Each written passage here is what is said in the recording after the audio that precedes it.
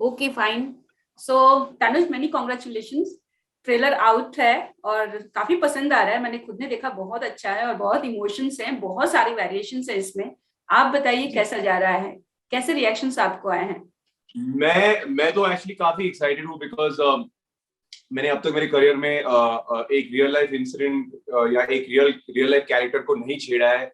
You know whatever work I done on the OTT platform या फिल्मों में भी, it has been a work of fiction. तो ये काफी एक्साइटिंग था मेरे लिए। काफी एक सेंस ऑफ रिस्पॉन्सिबिलिटी भी होती है जब आप रियल लाइफ बेस्ड इंसिडेंट्स पे कुछ बनाना चाहोगे। You know like it is quite surreal. It's a different experience for me. और अब तक रिस्पॉन्स बहुत अच्छा रहा है सोशल मीडिया पे और यूट्यूब पे, और you know like just the way the fans and people are anticipating the 23rd of July. तो मैं excited हूँ, hopeful हूँ, and hopefully सब अच्छा जाएगा।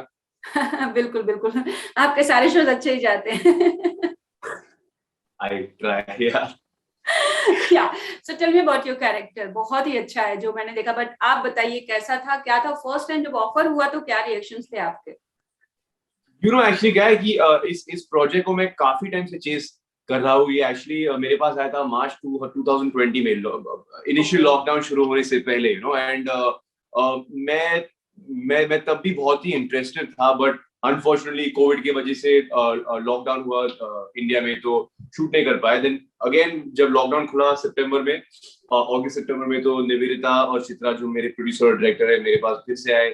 And they're like, hey, listen, we're still interested in making this. Are you interested? तो मैं like, मैं तो बहुत ही इंटरेस्टेड हूँ, बट अभी फिलहाल मेरे पास डेट्स नहीं है। डेट्स का प्रॉब्लम है ना, अक्सर इट हैपेंस बिकॉज मेरे एक दो प्रोजेक्ट्स अटके पड़े थे कोविड की वजह से, so those were restarting. But luckily for me, those got delayed further, और मैं तंदूर को accommodate कर पाया, and that's how tandoor happened. तो मैं तो बहुत ही excited था, and एक बहुत ही एक कैसे बोलो आपको, एक यूनिक सा एक्सपीरियंस था, you know, because normally what happens is if you have been watching my work in the OTT space for the last 2-3 years, चाहे वो इनसाइड एज हो, कोडेम हो, पॉइजन हो, जितने भी शोज मैंने करे हैं, it has been more you know like either boy next door या फिर बैड बॉय या फिर यू नो अर्बन किस्म के रोल्स, यू नो। और ऑनेस्टली वो मेरे लिए थोड़े और आसान है because I am a city boy, I have been born and raised in Bombay.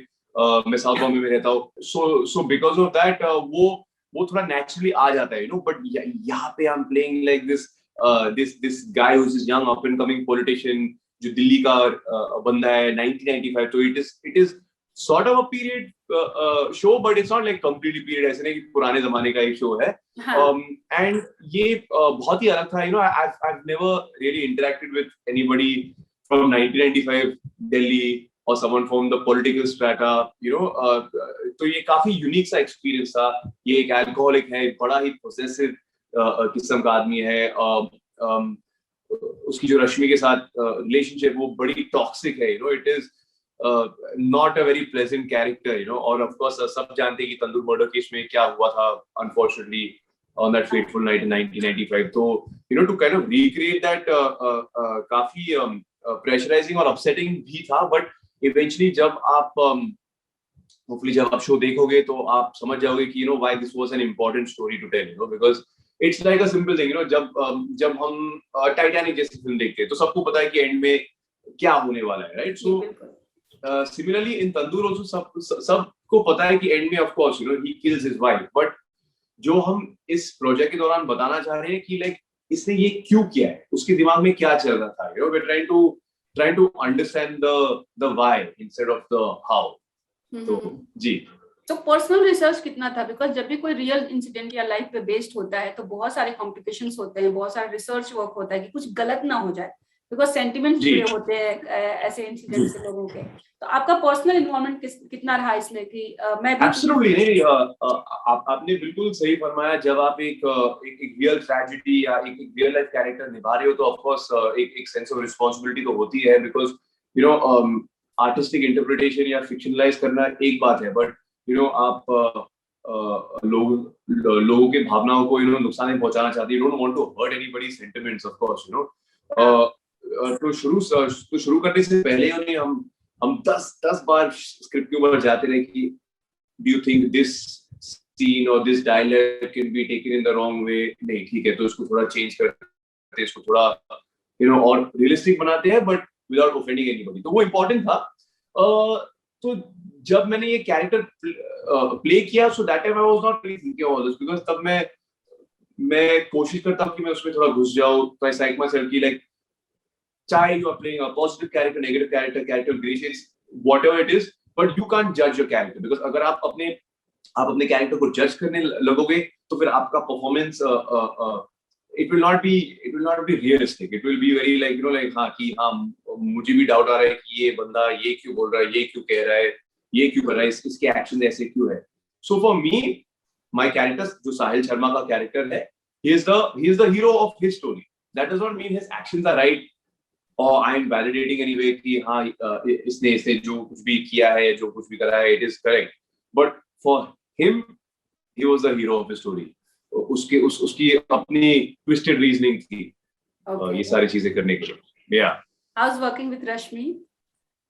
Fantastic, actually Chetna, Rashmi और मैं एक दूसरे को पहले से नहीं जानते थे, तो कभी कभार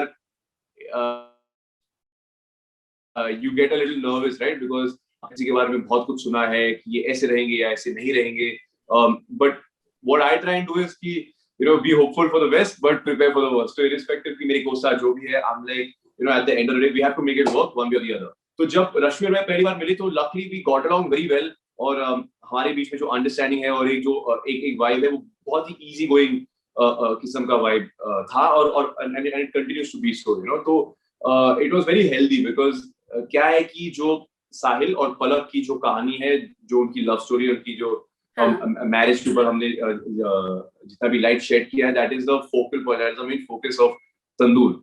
सो इट वाज इंपॉर्टेंट कि we got along so that we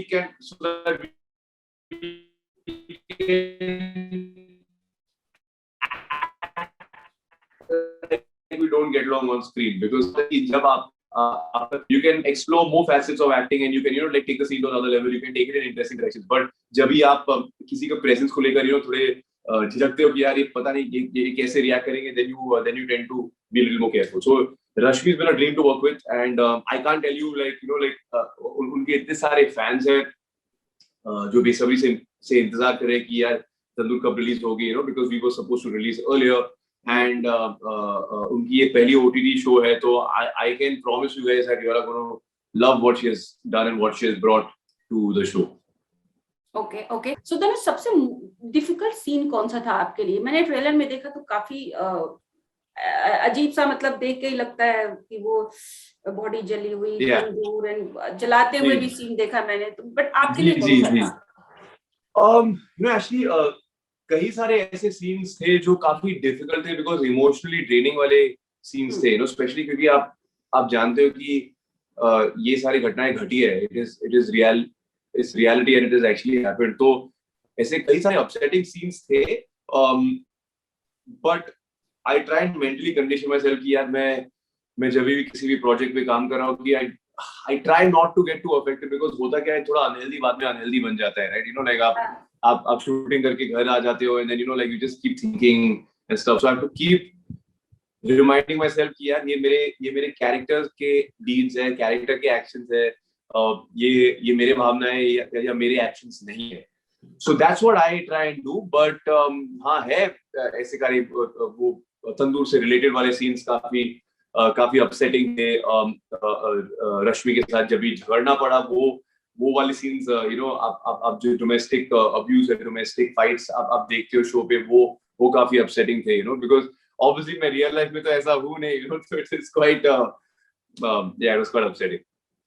But having said that, मजा भी आया, because क्या होता है कि रोज आपके पास ऐसे अपॉर्चुनिटीज भी नहीं आते, like होता क्या है, for me especially after Inside Edge did well, जिस तरीके के रोल्स मुझे ऑफर किए जाते हैं, it's very urban, as I was saying, so I don't get a chance to kind of like put in a performance or try to put in a performance like that, so it was upsetting but also a satisfying experience, thoda it was a bit of both.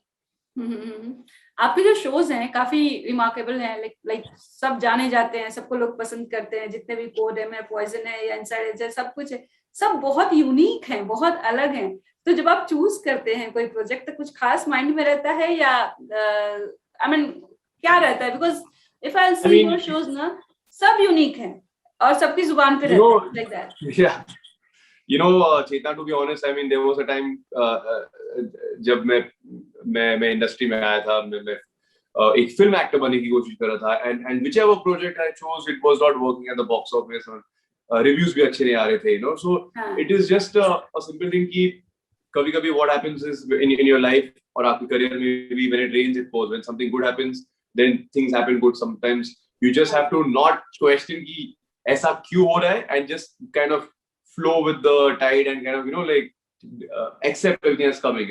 When it comes to me choosing my shows, मेरी सिर्फ ये कोशिश है कि मैं अपने आप को ऑडियंस के नजरिए से देखता हूँ कि okay, if I was an audience और मुझे इस प्रोजेक्ट के साथ ना कोई लेना ना देना कुछ नहीं था, would I be interested, would I spend money, would I go watch it, would I subscribe to that particular platform to watch it? And अगर जवाब ना है तो then absolutely फिर उसमें इंटरेस्ट है ही नहीं, because I feel कि जब आप कोई भी प्रोजेक्ट में काम करते हो, it's like getting into a relationship, right? Like it's a commitment, right? I mean 4-5-6 महीने तो लग ही जाते फिल्म या शो बनाते.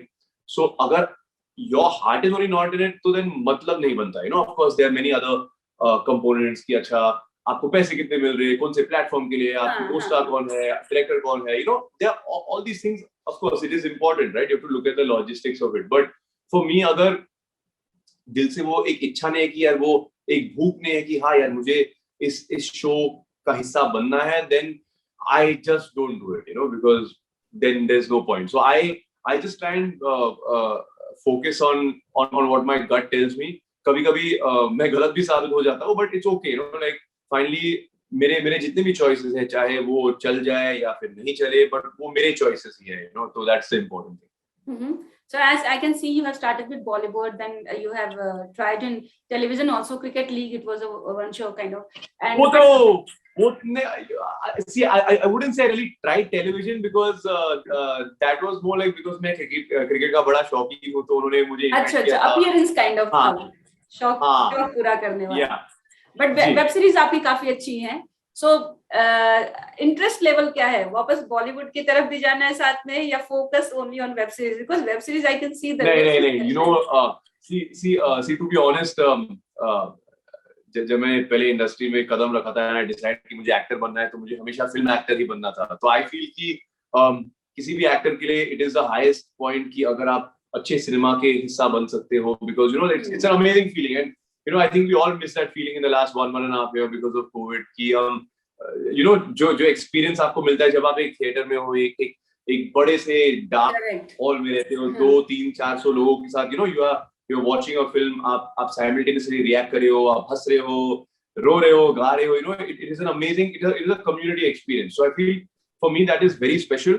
And अभी मैंने एक दो फिल्में साइन किए हैं. In fact I just completed shooting for one film, तो होपफुली आप मुझे बड़े पर्दे पे बहुत जल्द देखोगे. But in the meanwhile I have to say कि जिस तरीके की अपॉर्चुनिटीज मुझे मिले हैं वेब स्पेस में और ओटीटी प्लेटफॉर्म्स द्वारा, it has been just absolutely amazing. मुझे इतना मजा आता है. I feel like this OTT space is like my little playground.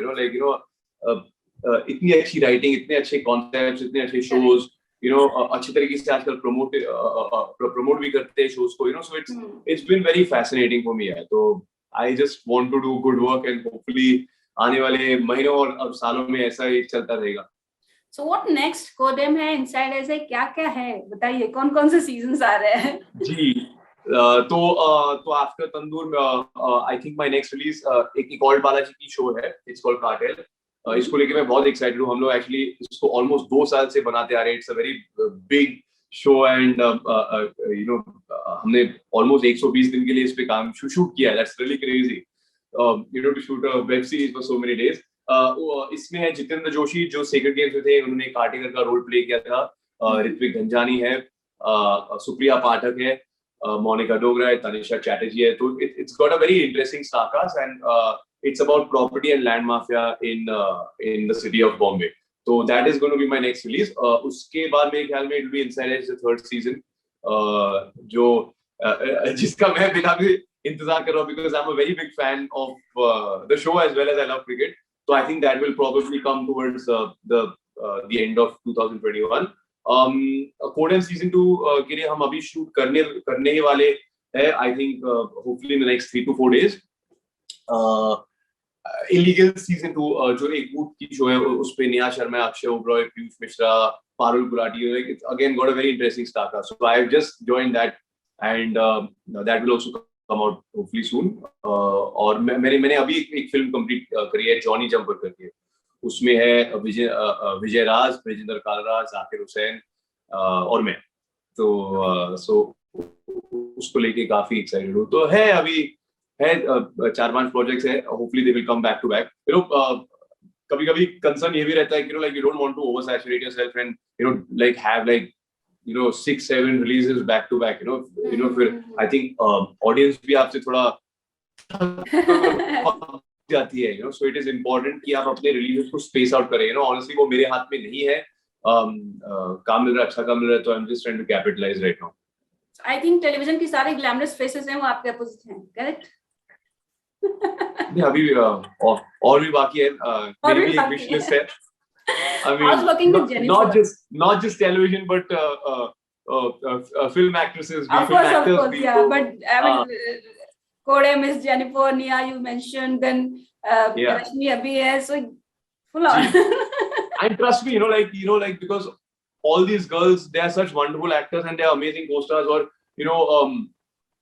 उनकी इतनी फॉलोइंग है, तो उनकी बदौलत honestly ये shows चली जाते हैं, because like please. even when I like seriously, like अभी even with Tandoor, रश्मि के इतने loyal fans है.